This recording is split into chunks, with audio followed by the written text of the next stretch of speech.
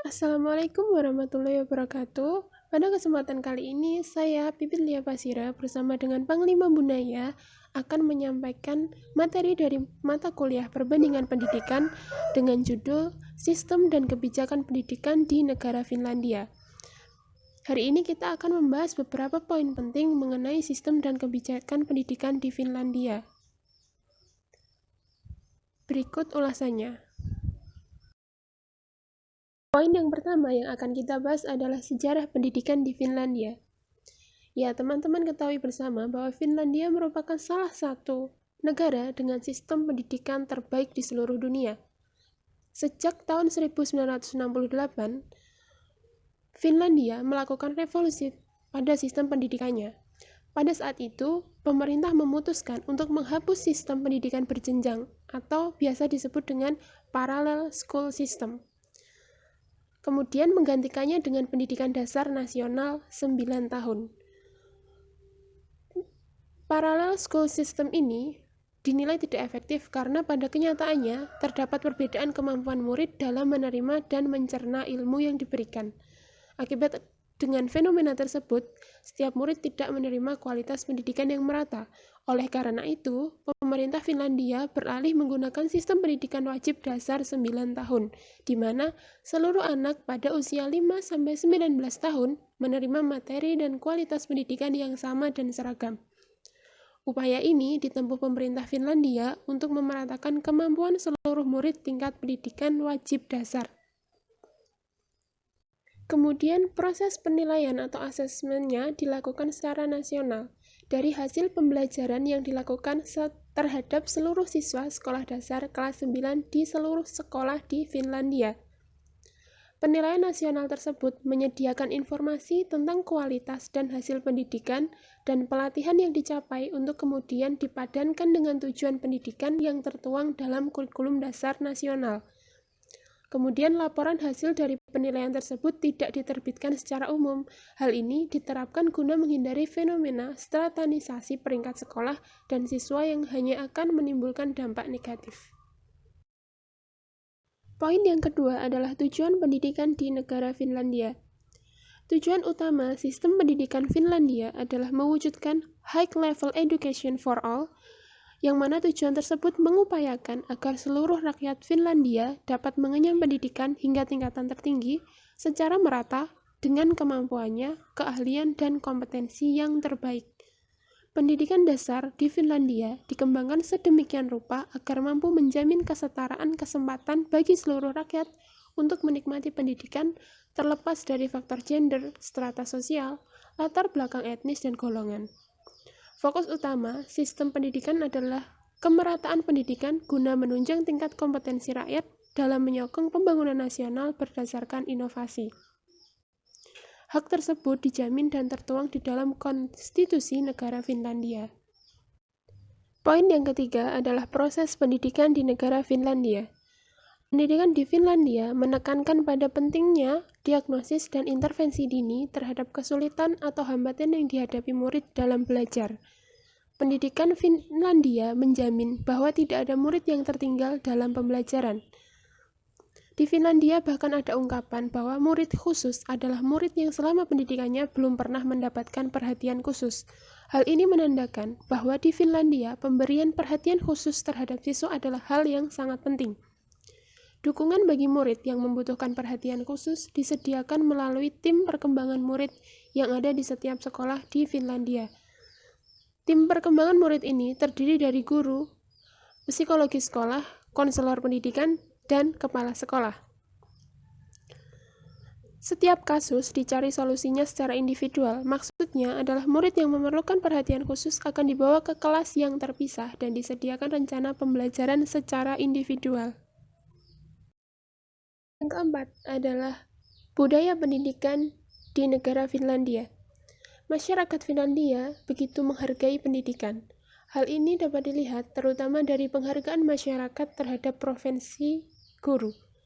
Suasana kekeluargaan yang akrab antara orang tua murid dengan guru sangat terasa di dalam rumah-rumah warga Finlandia. Para orang tua siswa Finlandia juga memiliki andil atas prestasi sekolah yang mengesankan ini. Ada budaya membaca di kalangan anak-anak di rumah dan keluarga harus mengadakan kontak secara berkala dengan guru anak mereka. Mengajar merupakan salah satu karir paling prestisius di Finlandia. Anak-anak belajar dalam suasana yang santai dan informal. Poin yang kelima yaitu biaya pendidikan di negara Finlandia. Biaya pendidikan di negara Finlandia seluruhnya ditanggung oleh negara. Pemerintah Finlandia tidak memberikan subsidi pada mereka yang membutuhkan, tetapi menyediakan pendidikan gratis bagi seluruh warganya. Anggaran pendidikan di Finlandia sedikit lebih tinggi daripada rata-rata negara di Eropa. Pemerintah Finlandia menyediakan anggaran 5.200 euro atau sekitar 70 juta rupiah untuk setiap siswa per tahun. Sedangkan perlu diketahui di Indonesia, anggaran pendidikan dasar 9 tahun sekitar 21 triliun per tahun. Namun anggaran ini diperuntukkan bagi jutaan murid di seluruh Indonesia. Poin selanjutnya yaitu mengenai sistem pendidikan di negara Finlandia. Pemerintah Finlandia memberikan perhatian khusus terhadap pendidikan lebih besar daripada sektor lainnya, karena dengan cara ini, secara otomatis sektor lain akan berkembang dengan sendirinya. Ada 6 tingkatan dalam pendidikan di negara Finlandia, yaitu yang pertama, pendidikan prasekolah. Pendidikan prasekolah di Finlandia terdiri dari 2 jenis, yaitu pendidikan usia dini, usia 0-5 tahun yang bersifat pilihan, dan pendidikan pradasar, usia 6 tahun yang bersifat wajib. Semua fasilitas buku, sekolah, makanan harian, dan transportasi bagi murid yang tinggal jauh dari lokasi seluruhnya ditanggung oleh pemerintah. Tingkatan yang kedua yaitu pendidikan dasar. Pendidikan dasar di Finlandia merupakan fase wajib belajar 9 tahun bagi setiap anak berusia 7-16 tahun. Setiap siswa masuk ke sekolah dekat rumah yang ditunjuk oleh pemerintah daerahnya. Walaupun di beberapa kota besar, orang tua dapat memilih sekolah untuk anaknya dalam batasan tertentu. Tidak ada penggolongan kelas maupun penjurusan selama tahap ini. Tingkatan yang ketiga yaitu pendidikan menengah atas. Pendidikan menengah atas di Finlandia terdiri dari 2 jenis, yaitu pendidikan umum dan pendidikan vokasi. Proses penerimaan siswa di pendidikan menengah atas bergantung pada banyaknya hasil evaluasi siswa selama di tingkat pendidikan dasar, serta nilai yang tercantum di sertifikat kelulusan pendidikan dasar.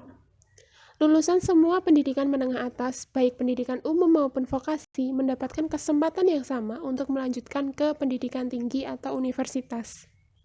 Tingkatan yang keempat yaitu pendidikan umum. Pendidikan umum dirancang untuk pembelajaran selama 3 tahun, tetapi fleksibilitas sistem pembelajaran memungkinkan untuk diselesaikan dalam waktu 2-4 tahun. Pembelajaran bersifat modular tanpa tingkat kelas, sehingga memungkinkan siswa untuk mencampur mata pelajaran dari pendidikan umum dan mata pelajaran dari pendidikan vokasi. Siswa memilih sendiri jadwal pembelajarannya secara bebas dan mandiri. Tingkatan yang kelima yaitu pendidikan vokasi. Pendidikan dan pelatihan vokasi terdiri dari 8 bidang pendidikan yang memberikan lebih dari 50 sertifikasi vokasi. Pendidikan vokasi terdiri dari 3 tahun pembelajaran yang mencakup penempatan kerja selama minimal 1,5 tahun. Rencana pembelajaran bersifat unik, di mana setiap siswa memiliki rencana pembelajarannya masing-masing yang terdiri dari modul wajib dan modul pilihan. Evaluasi utama dari para siswa pendidikan vokasi adalah keterampilan praktek vokasi mereka. Tingkatan yang keenam yaitu tingkatan perguruan tinggi atau universitas. Finlandia memiliki 2 jenis universitas, yaitu universitas umum dan universitas ilmu terapan. Universitas umum mengedepankan riset dan instruksi ilmiah, sedangkan universitas ilmu terapan memprioritaskan penerapan ilmu secara praktis. Jumlah kursi yang tersedia di pendidikan tinggi Finlandia tidak mampu memenuhi jumlah calon mahasiswa yang ingin masuk, sehingga standar penerimaan mahasiswa di pendidikan tinggi Finlandia sangat kompetitif. Baik, untuk yang selanjutnya yaitu kebijakan pendidikan di Finlandia. Jadi setiap negara pasti mempunyai kebijakan tertentu, tak kecuali dalam kebijakan pendidikan. Yang pertama yaitu pekerjaan rumah bisa dialokasikan seminim mungkin. Paling banyak durasi yang dapat diselesaikan setengah jam buat belajar di rumahnya. Jadi penekanan pada pekerjaan rumah tidak terlalu berat, ya, tidak terlalu banyak. Untuk yang kedua yaitu seorang pendidik yang mengarahkan pada jenjang sekolah dasar seluruhnya diwajibkan lulusan S2, dan itu pun mesti 10 besar dalam fakultas keguruan. Jadi fokus dari pendidikan di Finlandia yaitu pendidiknya juga, karena pendidik adalah sarana yang menjadi bahan acuan oleh anak-anak siswanya. Jadi di sana itu harus lulusan S2 dan itu pun mesti dari 10 besar dari fakultas tertentu. Yang ketiga yaitu di Finlandia seorang pendidik leluasa menetapkan RPP atau rancangan pembelajaran serta buku dalam proses pembelajar mengajar yang pantas dengan penduduknya. Jadi di sana pendidik diberi kebebasan untuk menetapkan RPP, sumbernya, dan yang terpenting yaitu menjadi progres atau dapat diterima oleh siswanya dengan baik. Untuk yang keempat, dalam sistem pembelajaran hampir seluruh pendidik menemukan cara mengajar yang mengasihkan, yaitu learning if fun, yang menjadi sebuah problema bagi guru-guru zaman sekarang ketika mengajar itu tidak mempunyai kreasi, tidak kreatif, maka otomatis siswanya akan mengalami kebosanan dan akhirnya materi yang kita sampaikan tidak dapat maksimal. Di sana pembelajarannya sudah menggunakan learning if fun atau pembelajaran yang mengasihkan atau mengajar yang mengasihkan. Oke, yang kelima yaitu di Finlandia dalam menata kelas bukan sekedar penggolongan kelas eksekutif atau berlebih dan kelas elementer, kelas reguler atau non-reguler atau madrasah dua bahasa. Sekolah swasta memperoleh kekayaan anggaran yang sebanding dengan sekolah negeri. Ini juga sangat unik ketika di mana sekolah swasta juga diperhatikan. Maksudnya di sini biasanya kan kalau swasta itu masih tidak terkait dengan pemerintah, ya, masih kalau dibilang masih independen. Tapi ketika di sana di Finlandia tidak ada kesenjangan antara ini sekolah negeri atau bahkan swasta. Untuk yang terakhir poin 6 yaitu sejak kelas 3 SD bahasa Inggris telah diajarkan. Jadi ketika sudah kelas 3 SD banyak di sana itu bahasa Inggris sudah diajarkan atau menjadi titik fokus dalam pembelajaran di sana. Baik, masuk ke poin selanjutnya yaitu terkait inovasi yang dapat diambil untuk negara Indonesia. Itu yang pertama, anak-anak di Finlandia tak diperkenankan masuk sekolah dasar kalau umur mereka masih belum genap 7 tahun. Yang kedua, guru-guru Finlandia punya sistem lain untuk menilai siswa, bukan dari ujian dan pekerjaan rumah. Tak seperti di Indonesia, di Finlandia anak-anak tak diukur dan 6 tahun pertama mereka mengenyam bangku pendidikan. Poin yang keempat, yaitu hanya ada satu tes standar wajib di Finlandia, yaitu ketika mereka berusia 16 tahun. Yang kelima yaitu semua anak pintar atau tidak belajar di kelas yang sama, tidak ada kesenjangan. Untuk yang keenam yaitu 30% anak-anak di Finlandia memperoleh beasiswa selama 9 tahun untuk sekolah.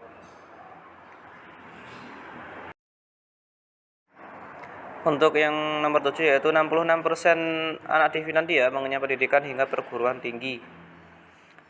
Dan ke-8, tak ada jurang yang terlalu lebar untuk yang membedakan antara siswa yang terpandai dan yang paling tertinggal di kelas. Jadi tidak ada diskriminasi dalam hal pandai tidaknya siswa.